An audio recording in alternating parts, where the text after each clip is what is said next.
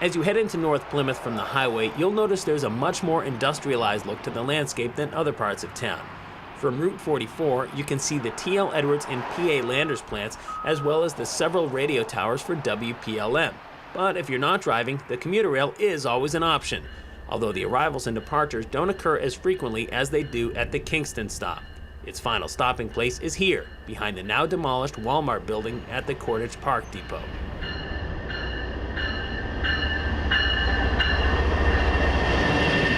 Being so close to the water, this is one of the windiest spots in town, but the views here are spectacular.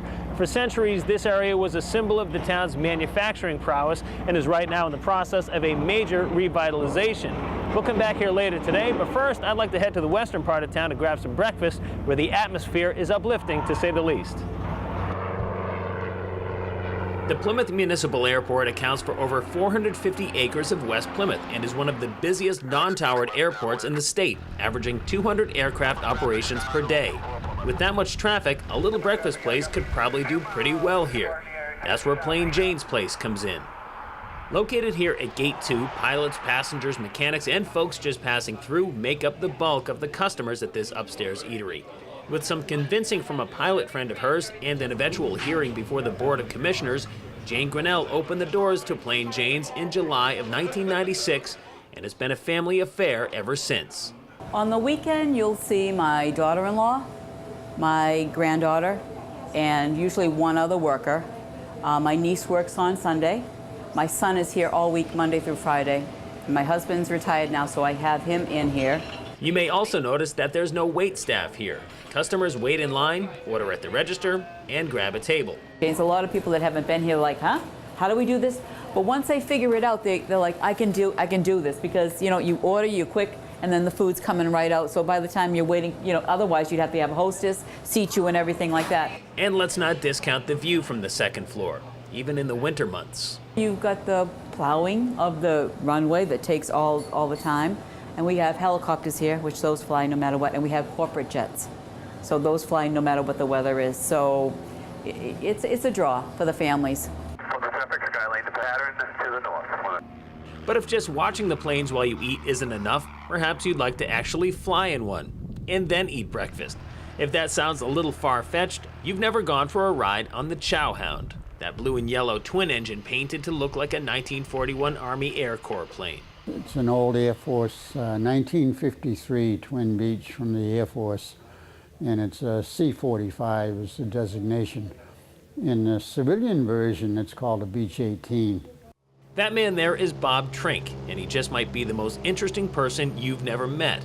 The recipient of the FAA's highest honor, the Wright Brothers Master Pilot Award for over 50 years of impeccable flying, Trink has been making these breakfast runs since the first Bush administration. And if you're one of the lucky ones that gets to go, you'd better get there early. It is just breakfast. I don't fly in the afternoon or at evening, and it's all word of mouth. I mean, I can't advertise. I'm not a charter company or anything, so I just operate. I'm flying under general aviation Part 91 rules. That's what I do.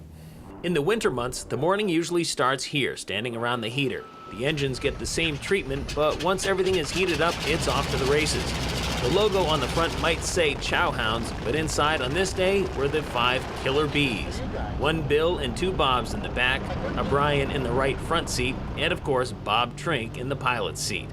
Today we were heading to McDonald's in Hyannis, which might not seem so glamorous, but if you ask these guys, it's not about where you eat, it's how you got there. In any flight you do with any group of guys, it's not about the meal, it's about the flight. And the meal is very secondary. It's just an excuse to go somewhere, but it's all about the flight. Like Bob said, it's not about the meal, it's about getting out there and flying and talking to the guys and the camaraderie. And it's just, you know, fun. It takes me about an hour and 10 minutes to drive down here, but it's worth it. While today's flight took us to Hyannis, these trips have gone as far as Keene, New Hampshire, Fitchburg, Block Island, Martha's Vineyard, Nantucket, or many other local airports that have a restaurant. But the distance dictates the cost for the passengers because this thing burns 50 gallons an hour, so the shorter the trip, the easier on the wallet. In the end, it's still cheaper than a 10-minute commercial flight to Nantucket from Hyannis. and the experience outweighs the financial aspect of the trip. Well, you know, it gives you a different perspective on the land. You know, when you're standing here on the ground and you're looking around, you know, you think you're protected and everything is great. You get up about 1,000 feet and you realize you're surrounded by the ocean and you can see all these different things. You get up 1,000 feet, 40 miles from Boston, and you look and you can see the skyscrapers in the city. It's just a phenomenal thing, and it's really fun to get up there. After a lifetime of flying, Bob Trink wouldn't have it any other way. Well, I enjoy flying. That's what keeps me going. I like flying the airplane, but maintenance, you get kind of tired of doing that after a while. But that's all part of it. I'm retired, so this is my thing that I like to do in retirement.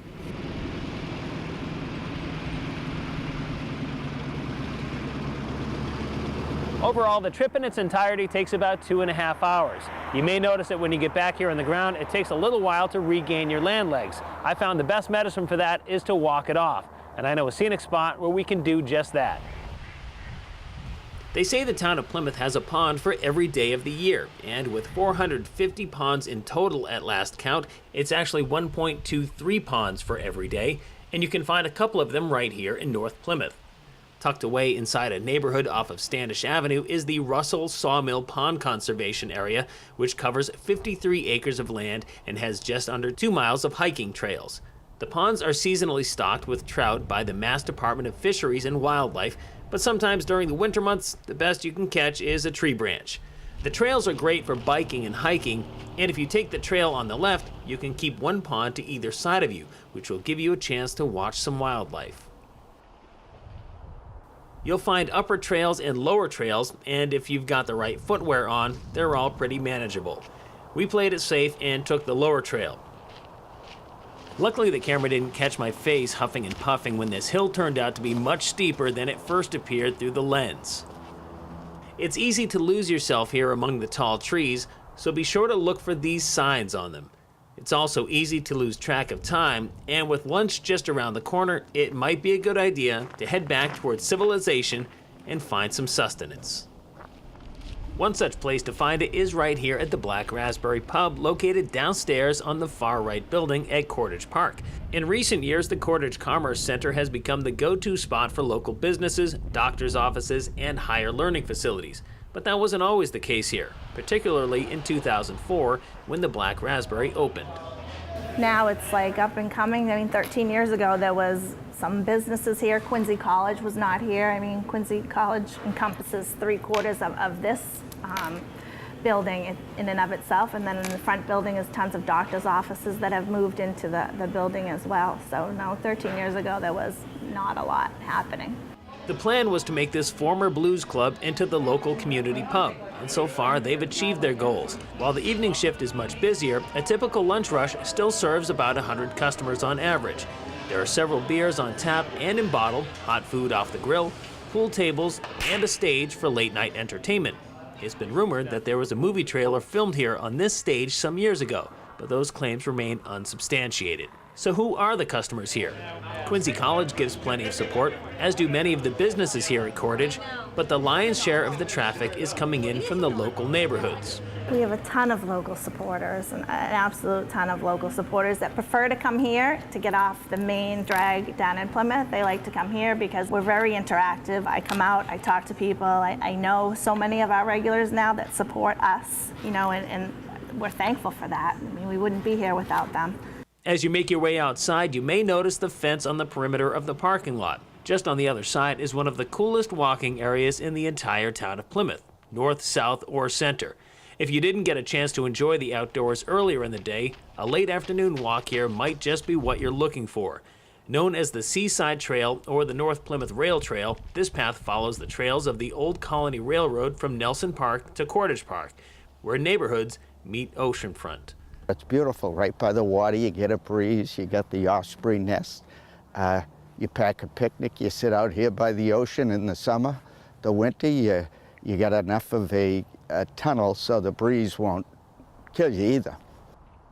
Now we do a lot of trail walking. This is a very short trail that goes behind the beach area here. There's access actually to one of the trustees of the reservation properties. that you can walk onto, and at the other end of it, there's development that you can walk up into where you can overlook the ocean and all. So probably from end to end, it's no more than maybe a mile or so, fairly short. Depending on which end you started your hike down the trail, Head Street is either the beginning or the end of it. And if it's the end of it, you're not too far from downtown. Downtown North Plymouth, that is. And what it lacks in size compared to downtown Center Plymouth, it makes up for in charm and quality. According to the 2010 census, just over 3,600 people call North Plymouth home, and for them, this is their downtown. Since the mid-19th century, North Plymouth has historically been a family-oriented, blue-collar, tightly knit ethnic community. You can see that tradition continue in the restaurants, whether it's Brazilian, Chinese, Greek, or Italian, like here at the Tuscany Tavern. When you step inside this cozy 9-table dining room, you may think you somehow teleported to the North End of Boston. When North End native Maria De Filippis and her business partner opened here in 2000, that was kind of the angle they were going for. They also kept it small because they were just testing the water here in North Plymouth. Either way, the end result has been a success.